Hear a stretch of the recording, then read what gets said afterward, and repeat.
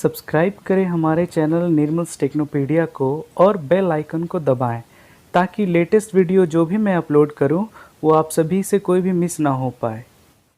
नमस्कार दोस्तों, मैं निर्मल कुमार आप सभी लोगों का स्वागत करता हूं अपने चैनल टेक्नोपीडिया पे।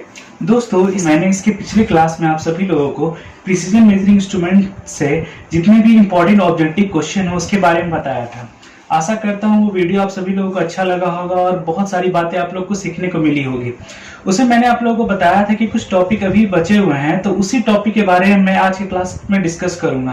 तो आज की क्लास में मैं जिस टॉपिक के बारे में डिस्कस करूंगा वो टॉपिक है आपका वर्नियर कैलिपर।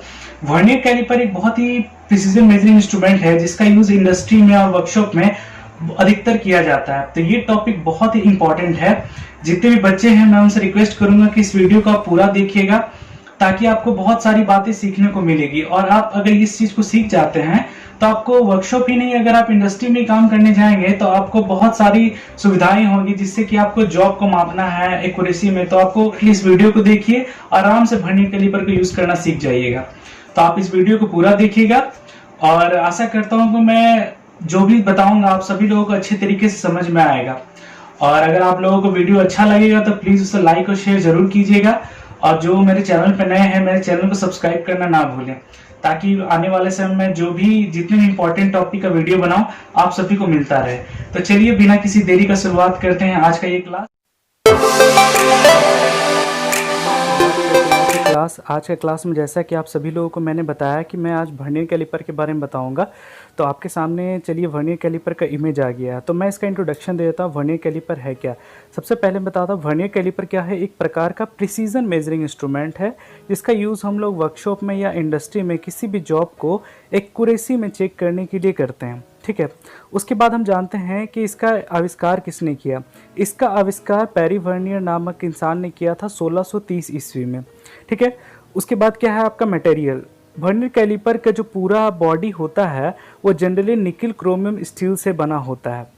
और फिर इसमें और एक जानने की बात क्या है, इसका लिस्ट काउंट, मतलब कि वर्नियर कैलिपर का लिस्ट काउंट क्या होता है। लिस्ट काउंट आप लोगों को पता ही होगा, मैंने पहले ही बता चुका हूँ। किसी भी मेजरिंग इंस्ट्रूमेंट से लिया गया न्यूनतम माप उस मेजरिंग इंस्ट्रूमेंट का लिस्ट काउंट कहलाता है। मतलब वर्नियर कैलिपर से जो मिनिमम मेजरमेंट कितना लिया जाता है वो मैट्रिक सिस्टम में 0.02 मिलीमीटर होता है और ब्रिटिश सिस्टम में 0.001 इंच होता है। ठीक है, मतलब वर्नियर कैलिपर का लिस्ट काउंट कितना हो जाएगा 0.02 मिलीमीटर एंड 0.001 इंच। अभी मैं जितने भी थ्योरी के बारे बता रहा हूँ इसको आप सभी लोग गौर से सुनिएगा क्योंकि ये जितने भी पॉइंट्स हैं इसी से रिलेटेड ऑब्जेक्टिव क्वेश्चन आते हैं आपके ट्रेड के पेपर में या भी कोई भी कॉम्पिटिटिव एग्जाम में। तो आप वीडियो को पूरा देखिएगा। चलिए अब आगे बढ़ते हैं।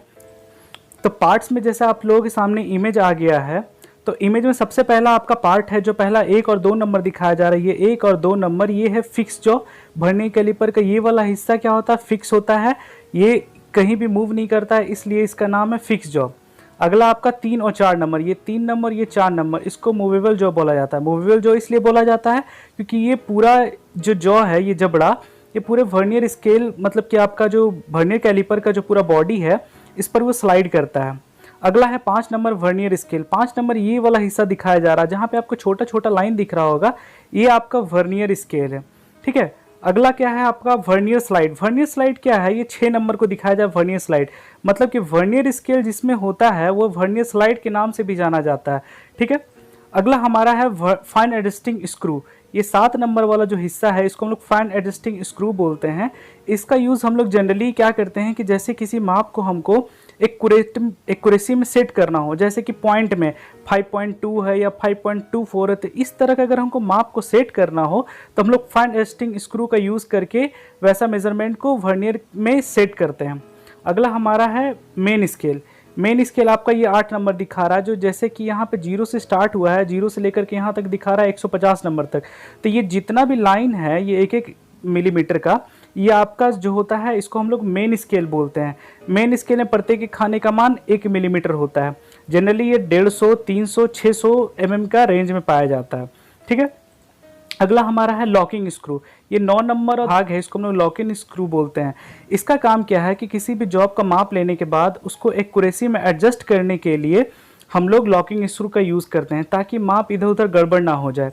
अगला हमारा पार्ट है बीम। बीम जो है ये पूरा जो वर्नियर कैलिपर में जो मेन स्केल डिवीज़न जिसमें होता है, ये पूरा जो सीधा आपको नज़र आ रहा होगा, इसको हम लोग बीम बोलते हैं। ठीक है, अगला हिस्सा हमारा लास्ट है 11 नंबर, जिसको हम लोग बोलते हैं डेप्थ बार। डेप्थ बार इसको इसलिए बोला जाता है क्योंकि इसका प्रयोग किसी भी जॉब की गहराई मापने के लिए किया जाता है। चलिए अब आगे बढ़ते हैं। आगे हमारा पॉइंट क्या है कि माप लेने का विधि, मतलब किस तरीके से माप लिया जाता है। तो जैसे कि आप लोगों के सामने दो इमेज दिख रहा है, दोनों इमेज में आपको दिख रहे होंगे जैसे ये वर्नियर स्लाइड कर रहा है, तो जब भी ये स्लाइड करेगा तो आपका इंटरनल जॉ, डेप्थ, तीनों एक साथ स्लाइड करता है। डिपेंड करता है आपको जॉब का माप कैसा लेना है, बाहरी माप लेना है, अंदरूनी माप लेना है या गहराई का माप लेना है। तो तीनों के लिए तीनों अलग अलग भाग का प्रयोग किया जाता है। और जैसा इसमें आप लोगों को दिख रहा है, ऐसे हम लोग किसी जॉब का माप लेते हैं तो वर्नियर को स्लाइड करेंगे तो आपका माप बढ़ते जाएगा, इसको पीछे की तरफ आएगा तो ये माप घटते जाएगा, और उसके अनुसार हम लोग माप निकालते हैं। माप कैसे निकाला जाएगा मैं आपको आगे बताऊंगा। अगला हमारा क्या है कि मेथड ऑफ चेकिंग, मतलब कि जॉब को कैसे कैसे मापा जाता है। ये जो जबड़ा है जिसका यूज़ हम लोग क्या करते हैं किसी जॉब का बाहरी माप लेने के लिए, आउटर डायमेंशन को मेजरमेंट करने के लिए। देखिए कुछ कुछ पार्ट दिखाया जा रहा है, जैसे आपको ये एक गोल आकार का कोई रॉड है, फ्लेंज है, जिसका हम लोग डाया चेक कर रहे हैं, बाहरी माप ले रहे हैं। और आपको इस इमेज में दिख रहा होगा कि आपका एक बोल्ट है, बोल्ट का लेंथ चेक किया जा रहा है। ठीक है, तो बाहरी माप कैसे लिया जाएगा, आउटर जॉ की मदद से। ठीक है, अगला हमारा क्या है method of checking of internal jaw. जैसे कि आप लोगों को दिख रहा होगा कि इस इमेज में आपका एक बेयरिंग है, बेयरिंग का इंटरनल जो होल है उसका साइज को इनर नीब के द्वारा चेक किया जा रहा है।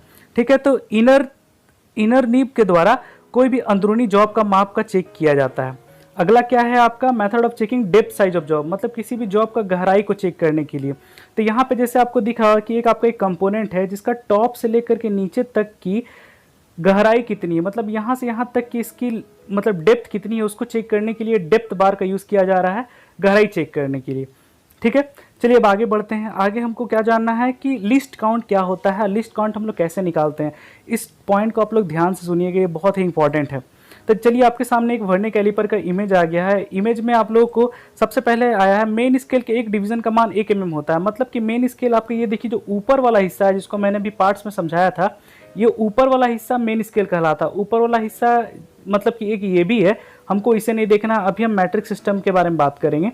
तो यहाँ पर जो 0 है, फिर यहाँ 10 है, 20 दिख रहा है, ये आपका मेन स्केल है। मतलब क्या है कि यहाँ से एक खाने से दूसरे खाने का मान 1 mm, मतलब एक डिवीजन का वैल्यू 1 mm होता है। आगे बढ़ते हैं। आगे क्या है हमारा टोटल वर्नियर डिवीजन 50। मतलब क्या है कि आपका वर्नियर स्केल जो होता है इसमें टोटल खानों की संख्या कितनी होती है, 50 होती है। ये एक स्टैंडर्ड है जो कभी बदलता नहीं है। और ये जो टोटल 50 खाना है ऊपर के 49वें लाइन से मैच कर रहा है। मतलब क्या है कि मेन स्केल का 49 डिवीजन 50 डिवीजन के बराबर होता है, जो मैंने यहाँ लिख रखा है। Therefore 50 BSD equal to 49 MSD। मतलब कि नीचे का 50 वर्नियर स्केल डिवीजन ऊपर के 49 डिवीजन के बराबर होता है। ये लिस्ट काउंट निकालने के लिए हमको इसकी जानकारी होनी चाहिए। अगला क्या है वर्नियर का एक डिवीजन का मान क्या होगा। मतलब जैसे ऊपर का 49 डिवीजन नीचे का 50 के बराबर होता है, तो एक डिवीजन का मान निकालने के लिए हमको क्या करना पड़ेगा, 49/50। मतलब एक डिवीजन का मान 49/50 हो गया। उसके बाद इसका लिस्ट काउंट निकालने का जो फॉर्मूला है, एक मेन स्केल और एक वर्नियर स्केल का अंतर, ये दोनों का अंतर क्या हो जाएगा। एक मेन स्केल का वैल्यू जैसे मैंने यहाँ लिख रखा था 1 मिलीमीटर है, तो 1 हो गया, माइनस कितना हो जाएगा आपका, यहाँ पर जो दिखाया जा रहा है वर्नियर के एक डिवीजन का मान। तो वर्नियर के एक डिवीजन का मान यहाँ 49/50 है, तो 49/50 मैंने लिख रखा है। तो इसको जब हम लोग कैलकुलेट करेंगे तो 1/50 आता है, और टोटल जब इसको 1/50 को हम डिवाइड करते हैं तो हमारे पास आ जाता है इसका लिस्ट काउंट 0.02 मिलीमीटर। मतलब क्या है कि इसके द्वारा मिनिमम आप कितना लिया जा सकता है, 0.02 मिलीमीटर। आप लोग इसको बढ़िया से देख लीजिएगा, बढ़िया से समझ लीजिएगा, ये एक स्टैंडर्ड है जो कभी भी बदलता नहीं है, और ये बहुत सारे एग्जाम में पूछा जाता है इसका फॉर्मूला क्या होता है, और ये लिस्ट काउंट 0.2 ही क्यों होता है। चलिए अब आगे बढ़ते हैं, इससे माप कैसे लिया जाता है वो मैं बताता हूँ। तो चलिए आपके सामने एक इमेज आ गया है। इस इमेज में आप लोगों को देखना है कि इसका माप कितना। सबसे पहले हम लोग वर्नियर का 0 जो लाइन है इसको देखते हैं, ये किस लोकेशन पे रुका हुआ है। तो जैसे आपको दिख रहा होगा कि यहाँ पे ऊपर दिख रहा है 87 mm। ये 87 कैसे हुआ, क्योंकि यहाँ पे आपका ये 80 है, और ये 85 का लाइन है, ये 86 का लाइन है, ये 87 का लाइन है, और उसके बाद 87 के बाद 88 होता है। तो ये जो लाइन जो है ये 0, ये 87 और 88 के बीच में, इसलिए इस यहाँ पर आपका मेन स्केल का रीडिंग 87 mm हो जाएगा। उसके बाद 87 mm तो हो गया, लेकिन ये 87 से थोड़ा बढ़ा हुआ है। वो कितना बढ़ा हुआ है वो चेक करने के लिए हमको फिर इधर वर्नियर डिवीजन में देखना पड़ेगा कि ये 50 जो लाइन है, 50 लाइन में से कोई भी एक मैच कर सकता है। तो यहाँ पर 2 पॉइंट को मैंने इंडिकेट किया है कि ये लाइन परफेक्टली मैच कर रहा है, ये वाला लाइन परफेक्टली मैच कर रहा, तो इसका लोकेशन हमको देखना पड़ेगा। ये कहाँ है?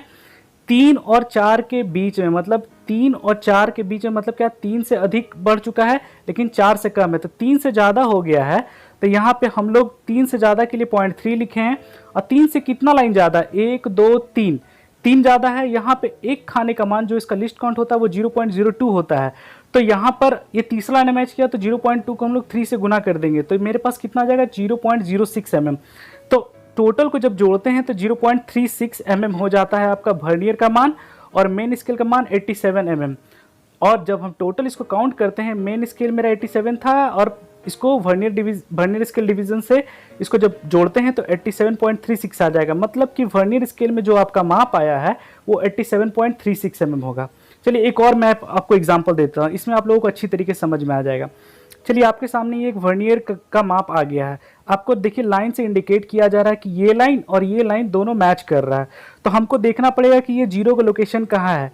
यहाँ आपके सामने दिखाया जा रहा है 3 mm, मतलब जीरो से शुरुआत हुआ 1 2 3, और जीरो कहाँ है? 3 से ज़्यादा है और 4 से कम है। जीरो का लोकेशन कहाँ है?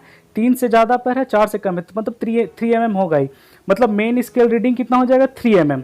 उसके बाद यहाँ पे ये लाइन इंडिकेट किया जा रहा है, ये क्या होगा? ये आप लोगों को दिख रहा होगा 5 और 6 के बीच में है। तो 5 से बढ़ चुका है लेकिन 6 से कम है, तो 5 से बढ़ चुका है तो इसका मान 0.5 हम लोग सबसे पहले लिख देंगे, क्योंकि 5 से ये अधिक है। 5 से कितना अधिक है? 1 2 3 4, 4 अधिक है। तो आपको बताया था कि इसका लिस्ट काउंट 0.02 होता है। तो यहाँ पर आपका चौथा लाइन है, तो 02 प्लस 02 प्लस 02 प्लस 02, मतलब कि 4 बार 02 को जोड़ेंगे तो 08 आएगा। ठीक है, तो वर्नियर डिवीजन का मान कितना होगा? 0.58। और यहाँ पर हम लोग टोटल जब कैलकुलेट करते हैं तो मेन स्केल का मान 3 mm था और वर्नियर स्केल का मान कितना आया था? 0.58। अब इसको टोटल को जोड़ देते हैं तो मेरा कितना हो जाएगा? 3.58 mm। मतलब कि ये वर्नियर का जो भी जॉब का माप लिया है उसका एक्यूरेट रीडिंग 3.58 mm होगा। तो चलिए दोस्तों, आज के क्लास में मैं इतना ही बताऊंगा। उम्मीद करता हूं कि मैं जो भी बताऊंगा आप सभी लोगों को अच्छे तरीके से समझ में आया होगा। मेरा आज का ये वीडियो देखने के लिए आप सभी लोगों को बहुत बहुत धन्यवाद। और आप लोगों को अगर ये वीडियो पसंद आया तो प्लीज़ इसे लाइक और शेयर ज़रूर करें। और जो लोग हमारे चैनल पर नए हैं और जो और भी कुछ नया टेक्निकल वीडियो देखना पसंद करते हैं या आगे और भी सीखना चाहते हैं तो हमारे चैनल को सब्सक्राइब कर लें। अगर आप लोगों को कोई भी प्रॉब्लम हुआ होगा इस वीडियो में तो आप नीचे हमें कमेंट करके बता सकते हैं, हम आपके प्रॉब्लम को ज़रूर सॉर्ट आउट करेंगे। तो चलिए मिलते हैं आप सभी लोगों से नेक्स्ट वीडियो में। तब तक के लिए आप सभी लोगों को बहुत बहुत धन्यवाद।